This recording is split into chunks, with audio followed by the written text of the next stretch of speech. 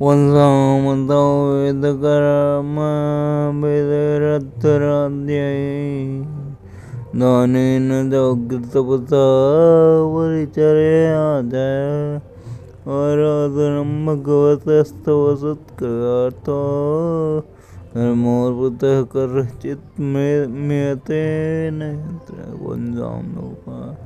अतस्त्येवेत्कर्मे नाना प्रकार के काम कर्मों द्वारा आद्य अनुष्ठान संपन्न करने से दान की तरह अग्र अत्यंत कठोर तपसा तपस्या से परिचर्या दिव्य सेवा द्वारा भी आराधना पूजा भगवत तो तुम्हारा सत्क्रियार्थ एकमात्र भगवान के लिए धर्म अर्पित अर्पित करे चित गए जिस समय मरते हुए नष्ट होता है नारायण गोविंद नहीं यत्र हिंदू अधिक अनुष्ठान दान कठोर तपस्या दिव्य देवा जय पुण्य कार्य भी जो लोग काम कर्म को आपको अर्पित करके आपकी पूजा करने और आपको तुष्ट करने के उद्देश्य से किए जाते हैं लाभप्रद होते हम ऐसे कार्य व्यक्त नहीं जाते उत्पादन से करें परम भक्ति न जो न अध्ययन कार्य यथा श्रवण कीर्तन स्मरण वंदन अर्चन वंदन इत्यादि श्रवण किए जाते हैं अच्छी नहीं मिलती तो अधिक बाह्य अनुष्ठान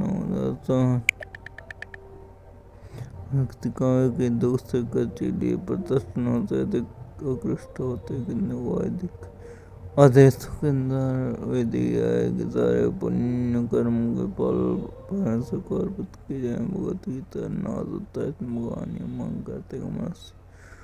कार्यों में जो भी करे यथा पूजा यज्ञ दान उन सबको फल एक मंत्र नहीं अर्पित किया जाए मनुष्य को पुण्य कर्म के फलों का यह अर्पण भगवान की भक्ति का एक अस्थायी मंत्र होता है जबकि अपनी उन फलों का भोग केवल क्षण ही होता है उनके नित्य के कोई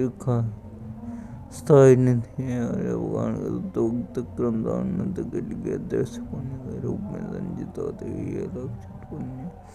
कर्म एक न एक दिन से पूर्ण भक्त के रूप में प्रतिफलित होंगे अतएव कि वह किसी पुण्य कर्म के संदेह यहाँ पर हम लोगों के लिए भी की जाती है जो लोग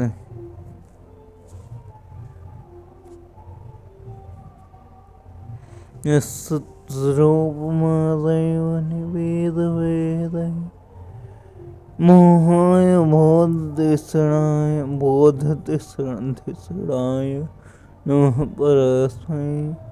विश्वोद्भवनवस्थितिलये निमित्तलीलाराधाय ते नमः इदं चुक्रमेश्वराय दिव्यरूपमा महिमा के द्वारा एवं निश्चय निवित वेदित वेदांतर मोहाय धारणा के हेतु बोधात्म ज्ञान निर्णय बुद्धि नमः नमस्कार परस्वयं को विश्व विराट ब्रह्मांड जगत की सृष्टि नित्य पालन लय सुतंगार निमित्त के हेतु लीला ऐसी लीलाओं से राजाए भोग हेतु ते तुम्हें नमस्कार रम्य जो क्रम में करता हूँ परमेश्वर को नमस्कार करता हूँ जो अपनी अंतरंग शक्ति की द्वारा शाश्वत आत्मा में रहते हैं वह स्थित न किया जा सकते अन्य स्वरूप आत्म साक्षात्कार है तो उसी तरह पहचाना जाता है उनका मैं उनको नमस्कार करता हूँ जो लीलाओं के द्वारा जगत के जीवन बुलंद संगार का आनंद लेते और वंश नगर साधारण जीवन को देते होते हैं देवते बुद्धि के द्वारा अपने निरर्थक स्वरूप में भी समझे जाते हैं। अतः भगवत भक्त भगवान निरर्थक स्वरूप को सादर पर नमस्कार करते हैं। अपराध सम्मत रास नृत्य उन कृष्ण और गोपियों के संग में नान में दमन किया जाता है और गर्भोदक देवता उस परम के द्वारा रास भोग में लगे रहते हैं, जिसके द्वारा वे संपूर्ण भक्त के स्वयं पालन और अंगार करते हैं और सच्चा अवसर मने भगवान कृष्ण को नमस्कार करते हैं, जो गोपियों के साथ रास भोग में लगे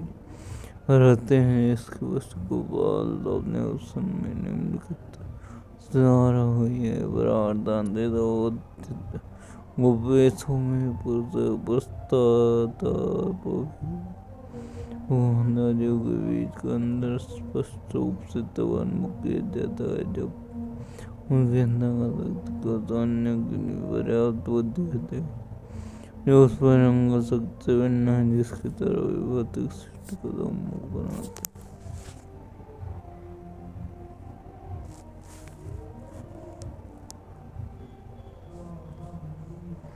यस्यावतार गुणकर्म विडम्बनानि न मानिये स्वर्गमेव सागरन्ति तेनैकजन्म समलं सहसैवैत्वा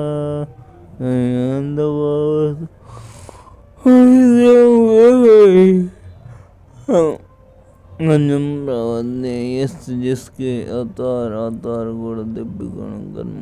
विडम्बनानि रहस्य नाम दिव्य नाम ये वे असो में देव को जोड़ते गणन देवान करते थे वे अनेक जन्म समरम रंजित पाप से निश्चय प्राप्त करते हैं। पावृत खुली अमृतम अमृतम उत्साहम मन के जन्म के शरण ग्रहण करता हूँ। जन्म के अवतार गुण तो कर्म संसार मामलों के रहस्य में अनुग्रहण है। जो व्यक्ति इस जीवन को छोड़ते समय अनजाने में भी उनके दिव्य नाम का आह्वान करता है, उसके जन्म के पाप तुरंत उन भगवान को निश्चित रूप से विरोध करते हैं। उनके अंतर्गत एक प्रकार से उनका अनुकरण में चलते रहते हैं। मंज पर अभिनेता के जमाने अभिनेता मंज पर राजा के कार्यकलाप की नकल उतारता है, राजा नहीं होता। इसी तरह जब भगवान अवतरित होते हैं तो वे ऐसे का अनुकरण करते हैं, उन्हें कुछ भी निर्णय नहीं होता। भगवत गीता 4 में कहा गया है कि भगवान को उन कार्यों से कुछ भी निर्णय नहीं होता जिनमें वे लगे हुए प्रतीत होते। नाम कर्माणि बंदी नमे कर्म बले मनुष्य में अपनी इच्छा से कोई भी कार्य अथवा प्रत्येक कार्य कर सकते हैं। जब वे कृष्ण के रूप में अवतरित हुए तो साधारण के पुत्र रूप में मोम का नवाई और गर्दन पर उठाए। यद्यपि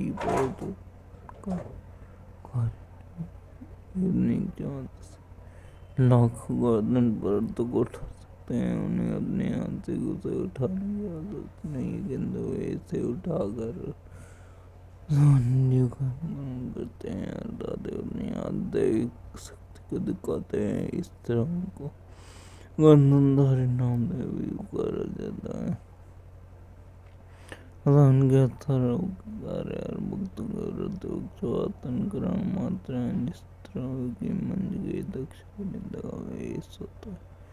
दोस्त रूप में उनके सारे कार्य सर्वक्तान के होते हैं। भगवान के अंतर्गत कार्यों का स्मरण उतना ही होता है जितना कहता उनका नारायण के नाम को पुकार करके भगवान नारायण के वक्त नाम का स्मरण किया था। और जीवन की सोच करने को बराबर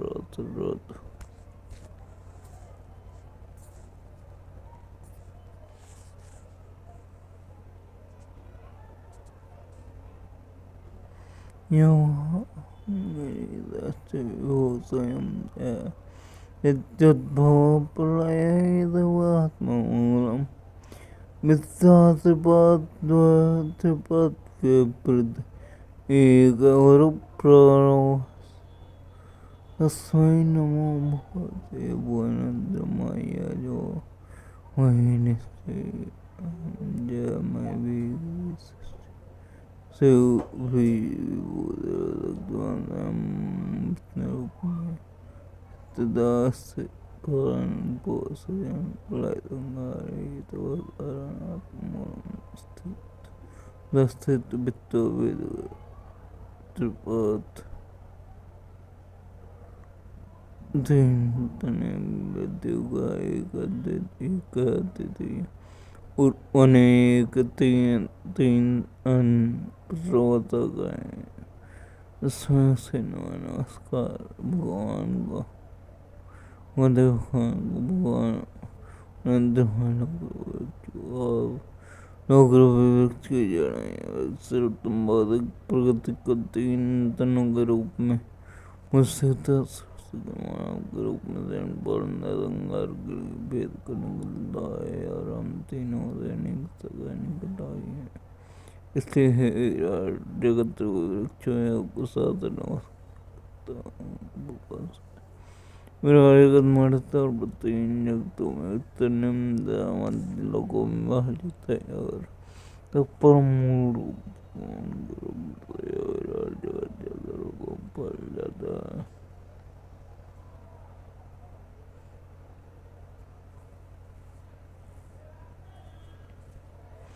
प्रगति जगत को कारण तो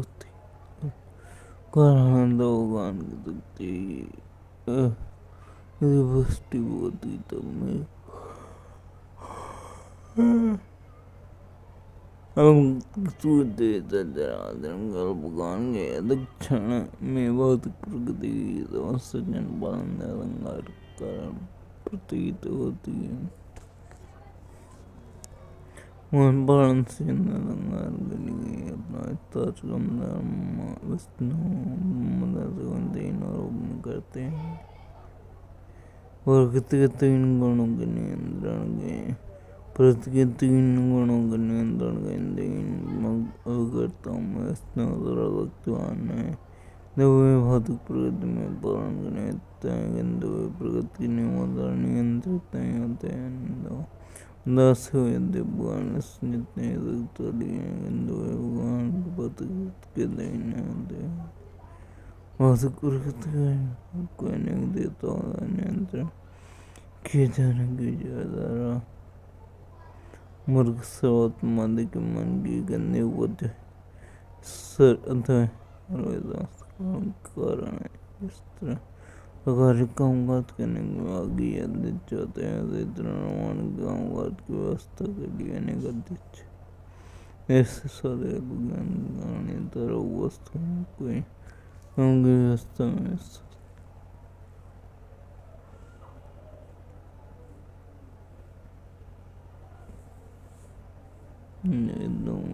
बताया गया वास्तु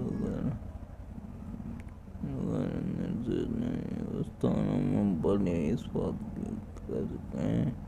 कि और इस श्लोक में इसकी पुष्टि बोल से करें भौतिक जगत रूप वृक्ष का वर्णन भगवद गीता में सत्य के रूप में हुआ है इस जड़ ऊपर को है जलाशय के तटवर्ती वृक्ष को देखते तो हमें ऐसे वृक्ष का होता है जिन वृक्ष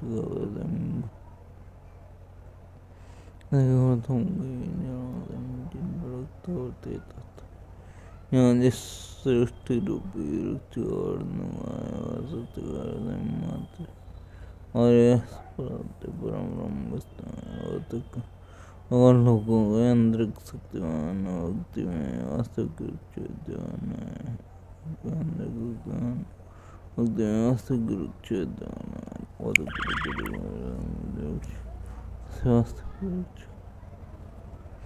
लोग के अंदर शक्तिमान भक्ति में वास्तविक वृक्ष विद्यमान है और भौतिक प्रकृति में वृक्ष ऐसी वास्तविक मात्र निश्चय साधक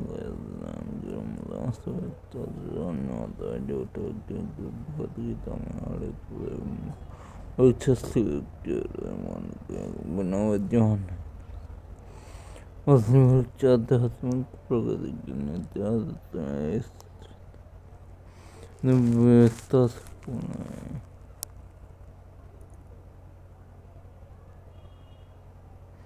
मनुष्य के बीच दोनों वृक्षों की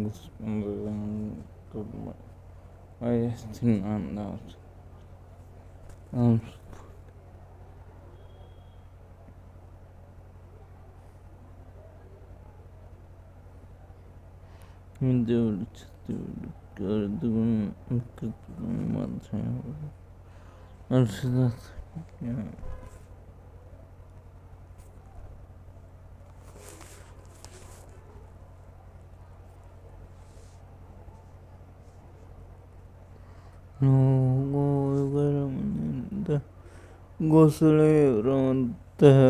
कर्मण्ययं तदुदिते वदचनेते यस्तावदस्य बलवानियजीदासां तद्यच्छिनत्यनिमिषाय नमोऽस्तु तस्मै। सामान्य लोग कर्म अविचारित कर्म में निरत लगे हुए कुशली लाभ कर्म कर्म में अयम यह तत् आपके द्वारा उदित बहुत आपकी अर्चना उपासना पूजा में से अपने यह जो तब तक जब तक अस्तमनों का बलवान अत्यंत शक्तिमानी है जीविता सामने सत्य जिन्हें काट कर खंड खंड करते गया जाता है नियम से नित्य काल नमस्कारस्तु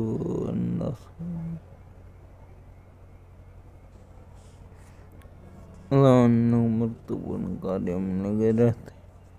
अपने मार्गदर्शन है तो आपके द्वारा प्रत्यक्ष घोषित लाभप्रद कार्यों में अपने करेंगे गाते जब तक उनकी महत्वपूर्ण कार्यों की प्रवृत्ति बलवती बनी रहती है तब तक जीवन समय उनकी सारी योजनाएं जन्म होती रहेंगी। अरे मैं नमस्कार करता हूँ जो नित्य काल कार्य में लगे हुए हैं कार्य के वृत्ति जो भगवान की भक्ति है आप तुम्हारे रूप में अर्चना विधान करवाते हैं बिल्कुल लाभरवा बने रहते हैं। अर्चना विधान को उद्देश्य स्वयं भगवान ने रात्रों किए और उनको बुद्धिमानों को धर्म कड़ाई से पालन किया जाता है जो ये बुद्धिमान जानते हैं कि जीवन का श्रम उद्देश्य से उन्मुखान रत्न को विराट जगत रूपी वृक्ष की जड़ें भगवत गीता में भी ऐसे विधानों का स्पष्ट उल्लेख मिलता है। मत लोग ये नहीं जानते कि इनका निजी इस व्यवस्था में भगवत गया है मदेर नगस्थ है मिथो विपद्येत गृहवतानम् अहंगोवरिस्तं दमसं पुनः पुनश्चरणानां देविदो सार्थकतिं हि विस्तं दुरादयाय वैरतवान् अन्धाय तन्नैरुपनीयमानास्तेवि सुसन्दावृतां निबद्धा नैषां मदस्तावदुरक्रमाङ्ग्रे नर्तापगमो यदथ मय्यदं भद्रजोऽभिषेकं निष्किञ्चन नाम नवनीत याद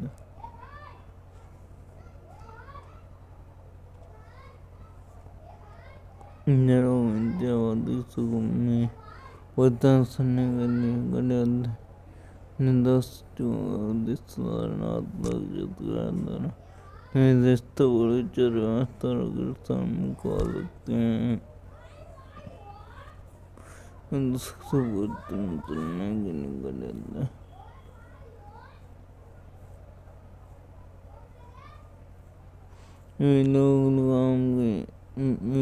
लगाम के ज्ञान के सपने अंधकार में चेतन ले जाए जाते हैं और अस्त्र में चबाए हुए जवानी में अंधध रहते हैं अपने महत्वपूर्ण कर्मों के कारण ये नहीं जान पाते कि मानव जीवन का चरमक विराट जगत के समय विष्णु को प्राप्त करना है। इस तरह उनका जीवन बहुत तक मध्य होता है जो वह के अधीन है। उन्हें अपने जैसे मूर्ख व्यक्तियों की तरह मार्ग दिखलाया जाता है। जिस तरह ये देख अंधा व्यक्ति उससे दिखलाता है तो दोनों कंधे को न गिरते हैं। ऐसे मूर्ख लोग उस परम शक्तिमान कारक लोग और उनके महत्वपूर्ण कर्म को वस्तुतः निष्प्रभावित करने वाला है अग्रस्त नहीं हो सकते जब तक उनमें होती नहीं आ जाती कि मार्गदर्शन महात्मा द्वारा वो जो बहुत कालक से पुण्य मुक्त है। भगवत गीता में भगवान हर व्यक्ति अन्य सारे व्यक्तिवर कार्यों को रचना कार्यों में अवगान पोषण करने में परिवर्तन की आदेश देते हैं किंतु कैसे अर्चना कार्य और कोई भी अग्रस्त नहीं होता। हर व्यक्ति न्यूनाधिक रूप में अधिकारियों के प्रति अग्रस्त होता है जो वनेश्वर के प्रति विद्रोहात्मक रूप से उनके प्रति विद्रोहात्मक कार्य है। भगवान की अर्चना के अतिरिक्त कोई कर्म लोग नहीं कभी कोई ज्ञानदायक क्षेत्र में मान जाता है जब चरम लक्ष्य एकमात्र वस्तु होता है।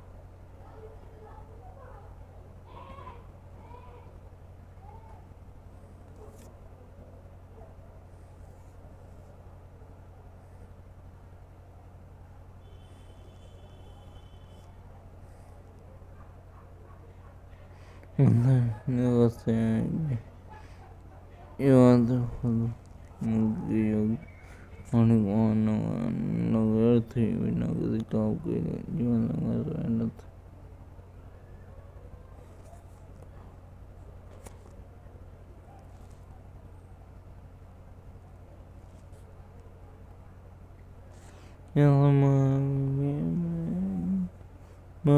परिपराध देश